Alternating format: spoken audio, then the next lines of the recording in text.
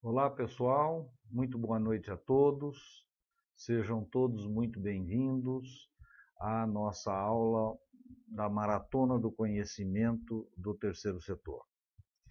É muito importante que você participe, que você troque ideias, que você pergunte, porque o propósito nosso é realmente fazer uma grande divulgação da gestão profissionalizada no terceiro setor e atingirmos o maior volume possível de gestores, trocarmos ideias para a melhoria dos procedimentos, conceitos e gestão das entidades do terceiro setor.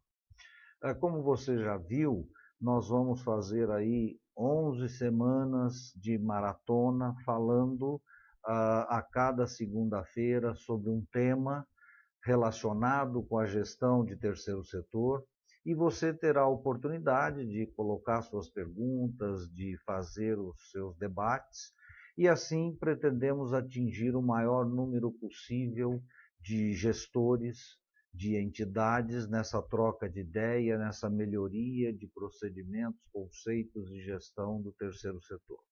Então, acreditamos sim que vamos mudar o perfil e a possibilidade na gestão das organizações do terceiro setor.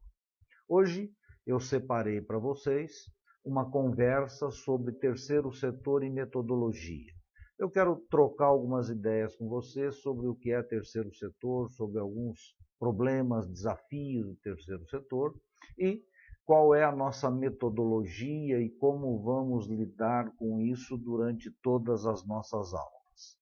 Então, vamos falar um pouquinho sobre estatística de terceiro setor. O que eu sempre faço em todas as minhas aulas, se você já me acompanha em aulas, palestras, cursos, você já, digamos que já tem visto esse slide. Eu costumo fazer uma definição de terceiro setor com base nestes dados, nessas estatísticas, sempre alertando que esses dados são baseados na última FASFIL, que já está um pouco defasada. Hoje nós temos no terceiro setor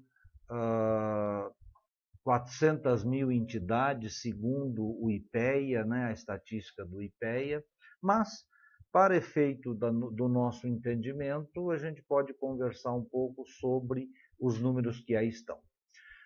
No Brasil, nós temos 6 milhões de CNPJs na época, Cadastro Nacional de Pessoa Jurídica, que para qualquer pessoa jurídica, seja ela lucrativa, sem fins lucrativos, deveria ter um CNPJ.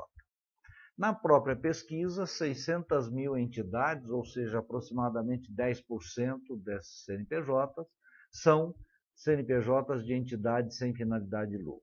Aqui o primeiro alerta. O fato de chamarmos de entidade sem finalidade de lucro não pressupõe que ela não tenha lucro. Terá um resultado positivo ou um resultado negativo, que chamamos de superávit ou déficit, mas é sempre um resultado positivo ou negativo na contabilidade.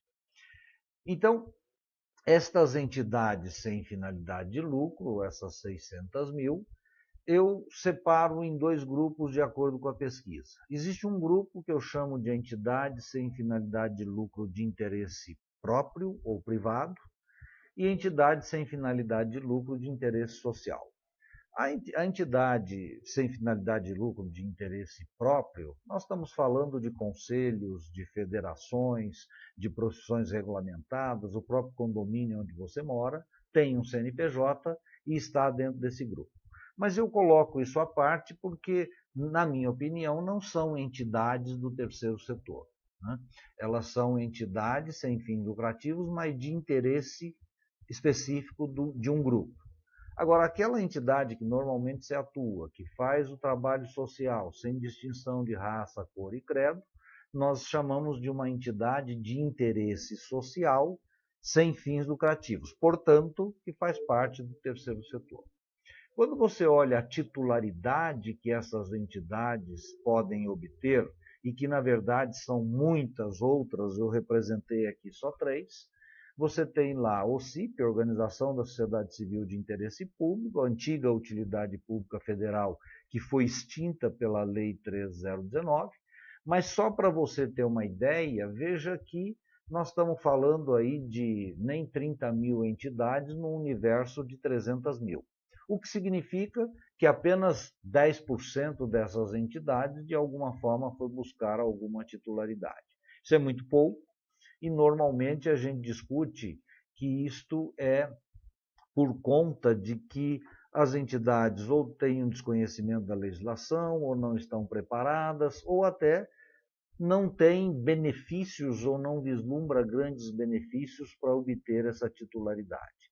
E agora, mais recentemente, com a Lei 3.019, está claro que os benefícios que a OCIP, que a utilidade pública proporcionavam a uma entidade, passaram a qualquer entidade sem fins lucrativos, organização da sociedade civil, definida na Lei 3.019. Então, você não precisa, a entidade, ter mais essas titularidades para ter os benefícios fiscais.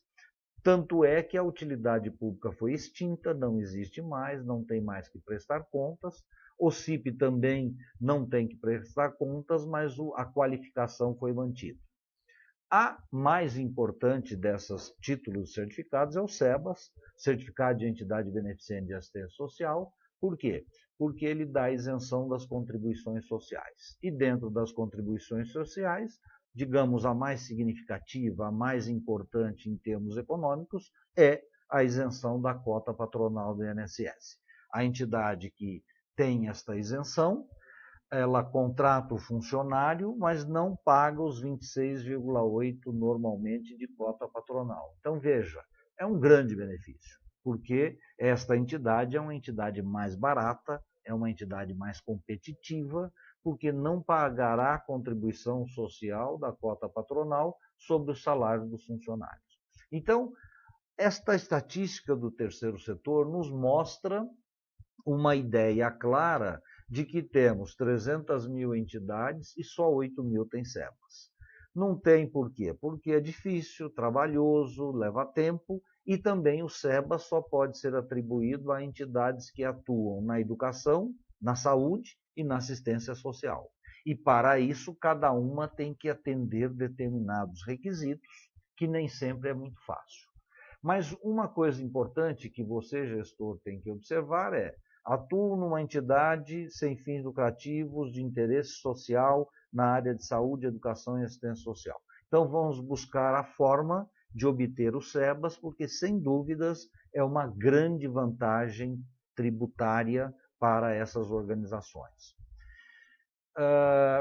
E aí, o que eu tenho visto no dia a dia das organizações, no que eu caminho pelas organizações, nas aulas, cursos, palestras, é que você pode, digamos, separar em 4 quadrantes o volume de recurso que entra numa organização ou que financia os seus projetos.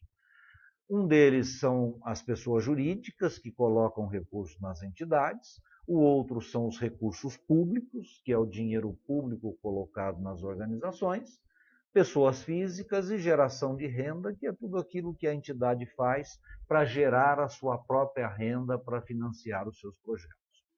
Observe você, o aluno participante, que neste quadrante aqui que estamos falando do hemisfério sul, aqui, norte do nosso globo, pessoas jurídicas e chamamento público, hoje você, para captar um recurso de pessoa jurídica, tem que responder um edital.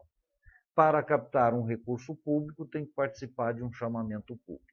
Isso significa que várias entidades irão apresentar os seus projetos e só algumas ou uma delas será selecionada. Isto eu chamo de competição, ou seja, as entidades estarão competindo na captação de recurso para a execução da sua missão, dos seus projetos sociais. E esta competição é mais ou menos assim: quanto menor o recurso que for necessário para o menor resultado social, maior ela será competitiva. Ou seja, quem faz mais com menos. Eu sei que você deve estar pensando, bom, eu já faço Muito.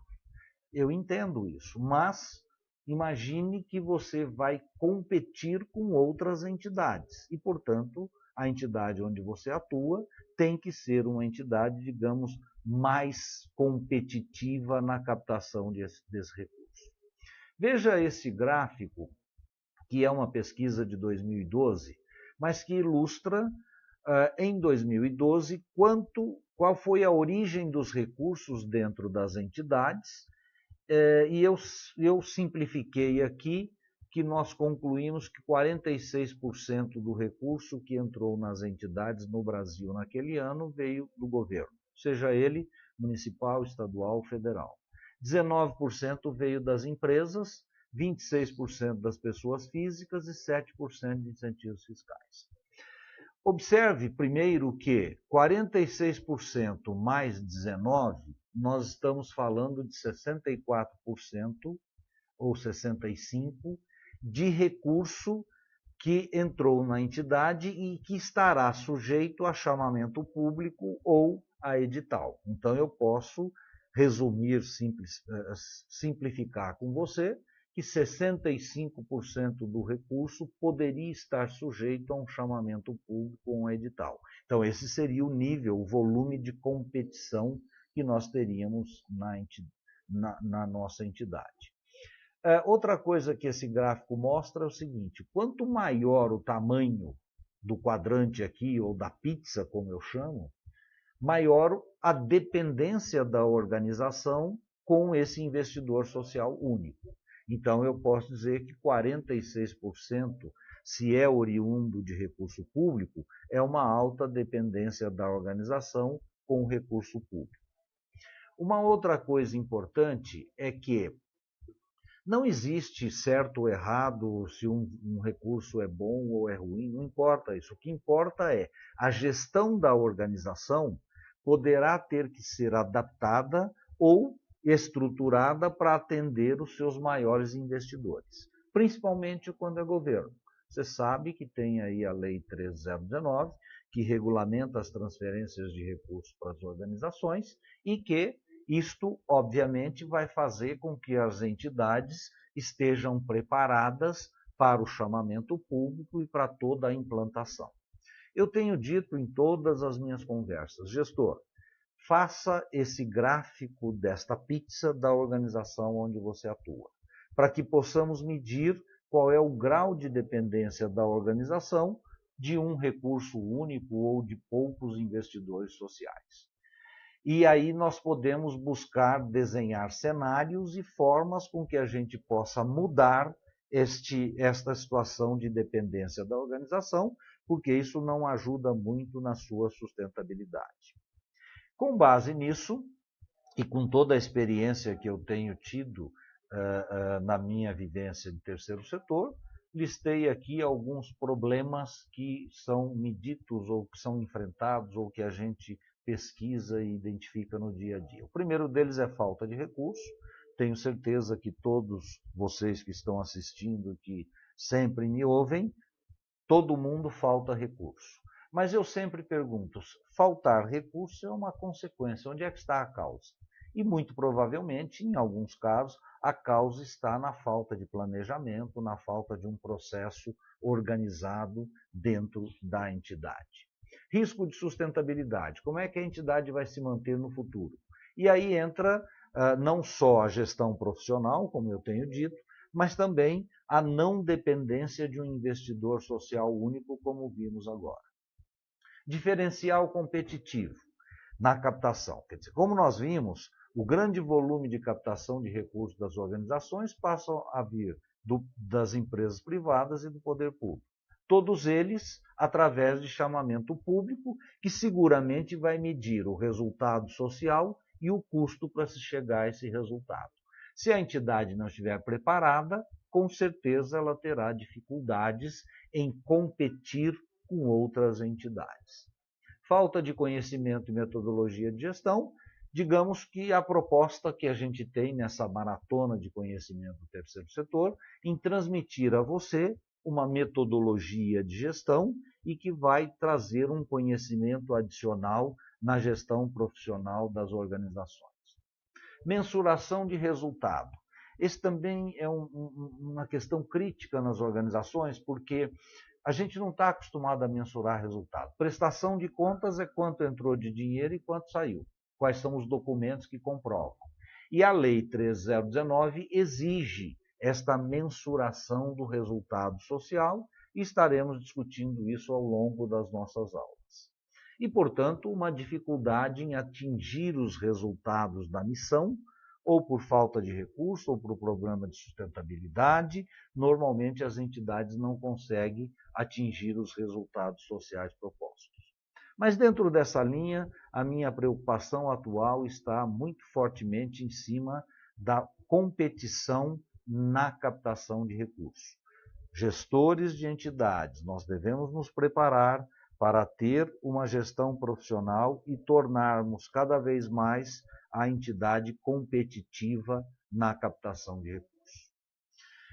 Vou fazer um break aqui, um intervalo na nossa conversa para responder algumas perguntas que me foram direcionadas até antes da gente começar esta transmissão ao vivo. Lembre-se que eu tinha dito a vocês, gente, postem perguntas para que a gente possa enriquecer a nossa conversa, essa nossa transmissão. E aí várias pessoas colocaram lá perguntas que eu resumi nessas 5 questões aqui. Entidades sem fins lucrativos podem vender mercadorias e serviços? Sim. Não há nenhuma proibição legal que uma entidade venda mercadorias e serviços para sua sustentabilidade. A única coisa que não é permitida é vender mercadorias e serviços, gerar recurso e distribuir dividendos ou bonificações. O recurso tem que ser aplicado nas atividades da entidade. Só tome cuidado com a questão tributária. Se a entidade vai vender mercadorias e serviços, terá que emitir notas fiscais. Emitindo notas fiscais, pode ter uma questão tributária que deve ser analisada, pedindo as isenções, tratando as imunidades, mas necessariamente tem que ser levada em consideração a questão tributária. Quais os benefícios de ter os títulos certificados? Olha, hoje, em função da nova Lei 13019, das alterações da 13204, eu diria para você que o CIP e utilidade pública, que foi até extinto, o CIP, não vejo grande vantagem em termos de benefícios tributários. O grande benefício está em relação ao SEBAS, Certificado de Entidade Beneficente de Assistência Social. Como nós vimos, ele traz uma grande vantagem pela isenção das contribuições sociais. Quem pode obter o SEBAS? Essa é uma outra questão importantíssima. Toda entidade sem finalidade de lucros que atendam políticas de assistência social, saúde e educação. A assistência social tem que ser gratuita. A saúde, o hospital, o ambulatório tem que atender mais de 60% de pacientes do SUS. Ele recebe por isso, mas ele tem que sempre atender mais de 60%. E na educação, tem que dar 20% das vagas em bolsa gratuita para a família carente. Então, a entidade precisa se preparar antes, atender por um ano essas prerrogativas ou essas definições da lei, se estruturar para isso, para depois pedir o SEBAS. Não é algo automático, não é simples, cada ministério que é responsável, então o Ministério da Saúde é responsável pelo SEBAS Saúde, de Educação é o MEC, de Assistência Social é o MDS, tem todos os procedimentos, regras dentro da legislação, mas eu digo sempre, se você não começar hoje, vai demorar um dia a mais. Então, acho importante avaliar a possibilidade da entidade buscar o SEBAS.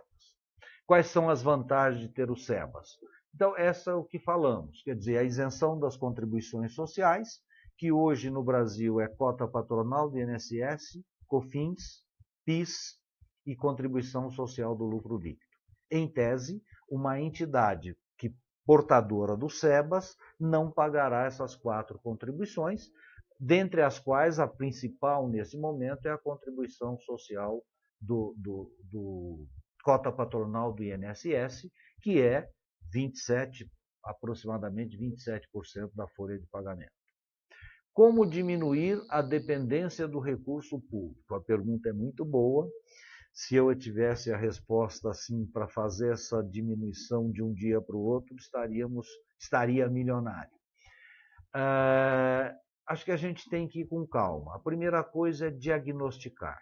Quer dizer, qual é essa dependência, que tamanho é isso, como eu estou dependendo e sobrevivendo com este recurso, e depois a gente começa a desenhar cenários. Quer dizer, necessariamente, para você diminuir o recurso público, você tem que ter uma outra fonte de captação de recurso ou geração de renda.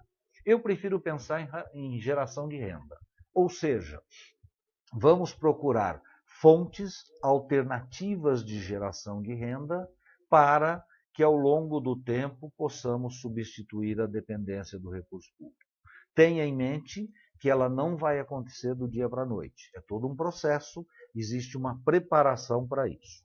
Mas só uma coisa que você vai perceber daqui a pouco ao ler o meu novo livro, ONG Sustentável. Eu digo nesse livro que a entidade tem que se preparar para vender o seu produto social. E vender o produto social seria uma forma de gerar renda e não depender do recurso público ou do recurso de projeto. Em uma outra oportunidade, nós vamos entrar mais em detalhes nesse conceito. Mas a primeira coisa é diagnosticar e a gente começar a desenhar cenários de como poderíamos sair desta dependência. Bom, falamos uma visão rápida e geral de terceiro setor, títulos, certificados, importância e benefício. Agora eu quero dar uma palavrinha com vocês sobre a metodologia de gestão. Eu tenho apresentado essa metodologia, discutido isso com todos os gestores. Não estou dizendo para você que é esta, definitivamente. Você pode escolher uma outra, menor, maior, mais detalhada, não importa. O importante é a entidade, para se profissionalizar e ter uma estrutura de processo profissionalizada, precisa adotar uma metodologia. O que tem a grande vantagem da metodologia? Ela vai mostrar a interligação de tudo, como é que o processo acontece dentro da organização, o que vai facilitar o entendimento, a melhora de sinergia, o ganho de sinergia, a redução de custos e assim por diante. Esta metodologia é a que eu tenho utilizado e é a que eu vou tratar com vocês durante essa nossa maratona do conhecimento do terceiro setor. Ela começa com uma visão de planejamento e que é o ponto talvez mais importante e que a gente mais erra ou que a gente menos adota nas organizações. Gente, tudo tem que ter um planejamento. Ele pode ser muito simples, muito rápido, mas nós temos que ter uma ideia de para onde nós pretendemos chegar. Vamos estudar o marco regulatório, que é nada mais do que adaptar o momento da organização aos benefícios ou aquilo que a legislação pode trazer. Vamos mobilizar recurso, ou seja, vamos captar recurso ou ter recurso suficiente para executar a nossa atividade, a nossa missão. Vamos, então, executar o projeto, e aí executar o projeto eu quero discutir na metodologia como contratar, como mobilizar prestadores de serviços, materiais, se tem que fazer cotação, não tem que fazer cotação. E aí, começando o projeto, vamos começar a pagar, e aí temos a gestão financeira. Temos que ter a entrada do recurso. A gente sabe que se for recurso público é carimbado, a lei exige que seja uma conta bancária específica, e aí temos que ter todos os controles para fazer a prestação de contas e a gestão financeira. O controle contábil é outro sério problema, porque boa parte dos contadores não se dedicam a conhecer a contabilidade específica das entidades sem fins lucrativos, os gestores também não conhecem e, de alguma forma, isso pode não acontecer da melhor forma. Aliás, já antecipo, quando tivermos a aula de controle contábil, você tem a oportunidade de convidar o seu contador também para participar dessas transmissões, o que seria uma boa oportunidade para a troca de ideias. E aí a prestação de contas, que nada mais é do que demonstrar o resultado que a entidade obteve com aquele recurso captado com a execução daqueles projetos. Você vai me ouvir falar o tempo todo que prestação de contas não é uma coisa que acontece aos 45 minutos do segundo tempo. É uma coisa que é formada durante todo o processo, porque na execução você está contratando, na gestão financeira você está pagando, e tudo isso são informações que serão úteis e importantes no processo de prestação de contas. E aí temos a governança. Para simplificar, até neste momento, governança nada mais é do que pegar aquilo que nós planejamos e comparar o resultado do planejado com o executado para saber o que saiu de bom, o que ficou ruim, o que pode ser melhorado. Então, é um processo dinâmico dentro da organização. Depois, controles internos, nada mais são do que procedimentos que eu tenho em cada uma das caixinhas da metodologia que, de alguma forma, minimiza o risco de erro. Então, eu deveria ter determinados controles que evitam que a entidade erre. Então, eu vou te dar um exemplo de saída. Ter uma conta bancária para cada projeto é um excelente instrumento de controle. Por quê? Porque o extrato bancário será o meu aliado na hora de fazer a prestação de contas. O dinheiro que entrou ou o dinheiro que saiu será exatamente aquilo que está representado no extrato bancário. E ele, então, será o espelho da prestação de contas econômico-financeira. E depois a sustentabilidade, que é um desafio que toda a gestão, a governança tem que se impor no dia a dia para analisar se a entidade está com uma sustentabilidade garantida, se ela tem algum risco de falta de recurso, de não pagar os seus custos indiretos. E esta é uma questão que estaremos olhando no dia a dia da metodologia de gestão. A boa notícia para você é o seguinte: cada uma destas caixinhas será objeto de uma aula da nossa maratona. Então, hoje, nós estamos fazendo uma abertura, uma visão geral de terceiro setor, uma visão geral da metodologia, mas toda segunda-feira teremos uma aula de cada uma dessas caixinhas da metodologia. Então, falaremos de planejamento, marco regulatório, mobilização de recurso, e cada uma dessas aulas, inclusive governança, controles internos e sustentabilidade, em cada uma dessas aulas você será avisado com antecedência, poderá postar as suas perguntas e nós, então, debateremos isso nas aulas. O pressuposto, então, desta maratona do conhecimento no terceiro setor é que a gente passe por toda essa metodologia, alertando, discutindo, pontuando e dizendo para você o que seria o melhor do controle da gestão que a organização poderia fazer. Este é só um preliminar e nós vamos, depois da próxima aula, que já é planejamento, estaremos divulgando para você cada uma das aulas nas semanas que estaremos juntos. Também, nesta linha de metodologia, eu recebi uma série de perguntas e que eu resumi aqui em 5 tópicos e que vou, então, responder a esse resumo, essas perguntas que me foram feitas com antecedência. Quais os tipos de planejamento que uma organização da sociedade civil deve fazer? Nós vamos discutir isso bastante na próxima aula, que é planejamento. Mas, para não deixar em aberto, são 2 planejamentos que eu recomendo. Primeiro, o planejamento estratégico, onde nós vamos pensar missão, visão, valores, futuro, médio e longo prazo da organização, e o planejamento anual, que é o que nós vamos fazer o ano que vem.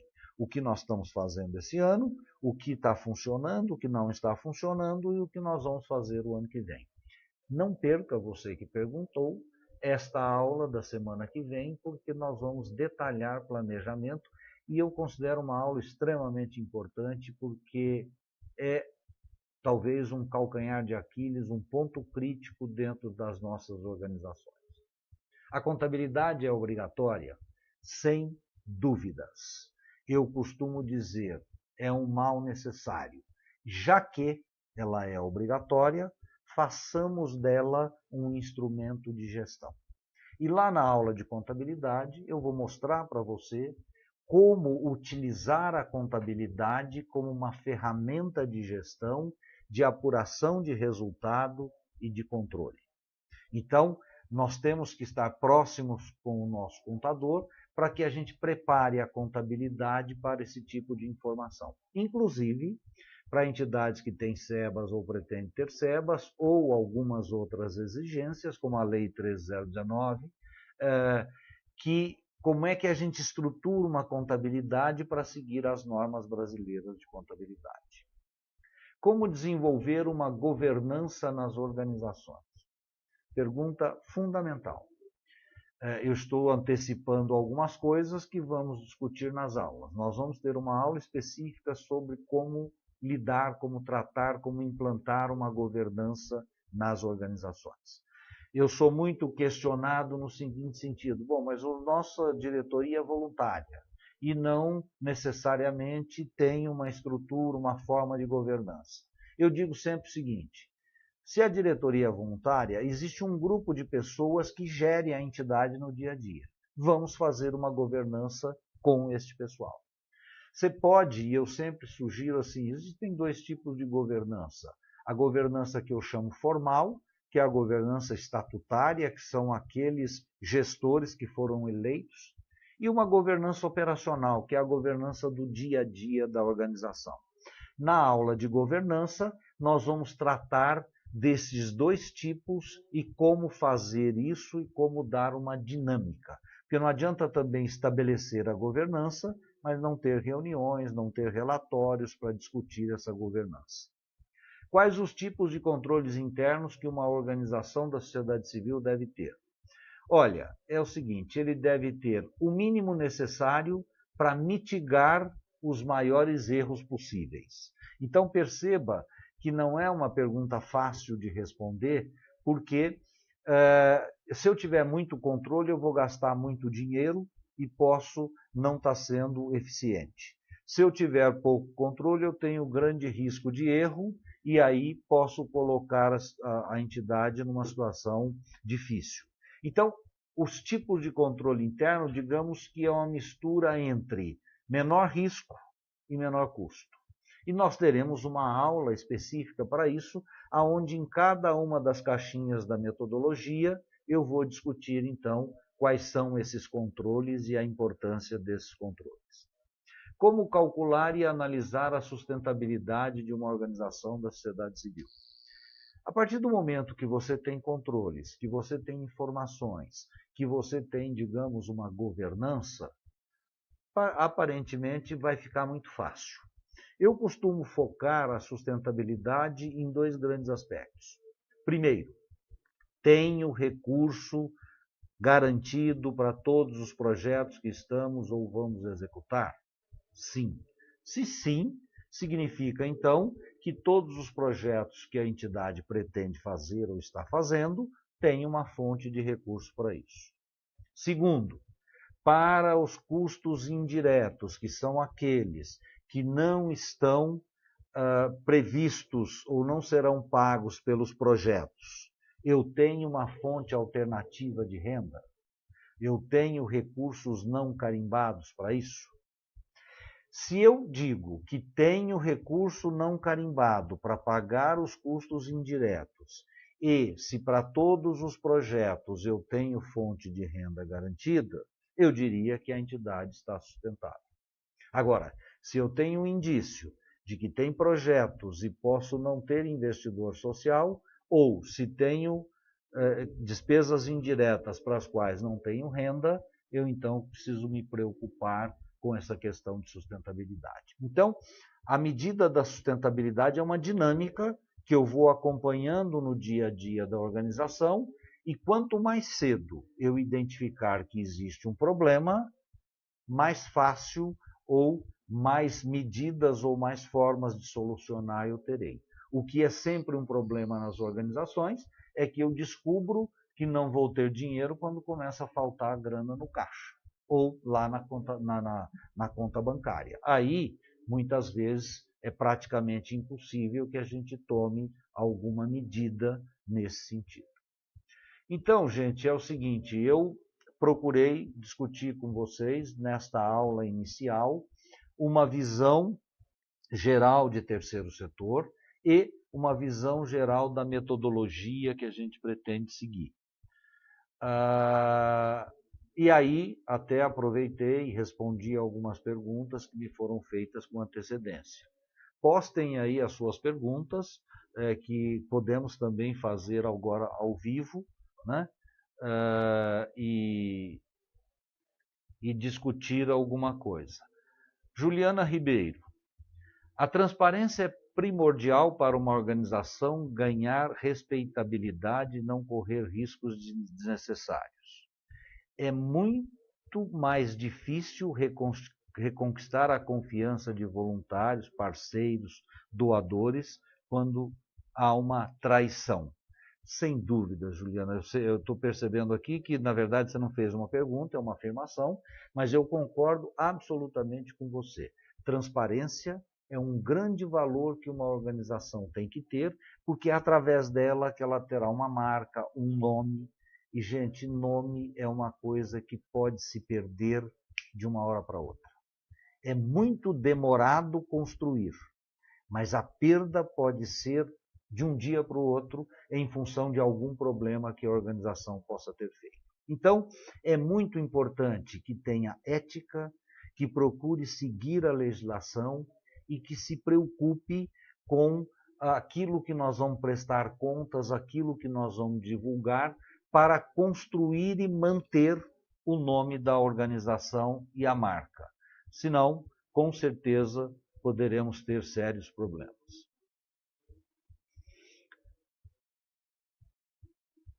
Legal, pessoal aqui agradecendo a aula, a divulgação do conhecimento, a troca de conhecimento. Gente, eu acho, quem me conhece sabe que eu adoro o que eu faço e que eu tenho como missão de vida transmitir conhecimento. Então, tudo aquilo que eu aprendo, sem qualquer ressalva, sem qualquer restrição, transmito com o maior carinho em aulas, palestras e agora através da internet de forma gratuita, e fico feliz que isso esteja sendo aceito, compartilhado, participado, fazendo perguntas, fazendo observações. Só assim acho que nós vamos construir um terceiro setor mais efetivo, com uma gestão profissional e com bastante sucesso. O meu objetivo é que a gente tenha cada vez mais pessoas participando da aula, trocando ideias, aprendendo e implantando esse conhecimento. Então, você, na medida do possível, transmita, divulgue isso para outros players do terceiro setor, para amigos. Quanto mais gente pudermos colocar junto, com certeza melhor o aprendizado e vamos atingir mais pessoas e vamos melhorar o terceiro setor. Eu não tenho dúvidas que a utilização da internet, de todos os recursos que temos hoje, com aulas ao vivo, ensino à distância, trocas por redes sociais, é um excelente instrumento para ganharmos tempo e profissionalizarmos a gestão das entidades do terceiro setor. Não se esqueçam que nós vamos, depois você vai receber as mensagens pelo Facebook, pelo e-mail, que a nossa próxima aula é segunda-feira que vem, dia 4, às 20 horas, no mesmo horário, horário de Brasília. Postem as suas perguntas, que com o maior carinho estarei analisando e respondendo. E também aqueles, né, que participarem de todas as aulas, vai participar de um sorteio dos meus livros, né, o SOS da ONG, que já está na livraria, e o ONG Sustentável, que está em processo de lançamento, em processo de pré-venda através do site portal Quicante. Muito obrigado a todos pela participação, pelas perguntas, pelos elogios, pelos comentários, e até a próxima aula, na segunda que vem. Boa noite a todos.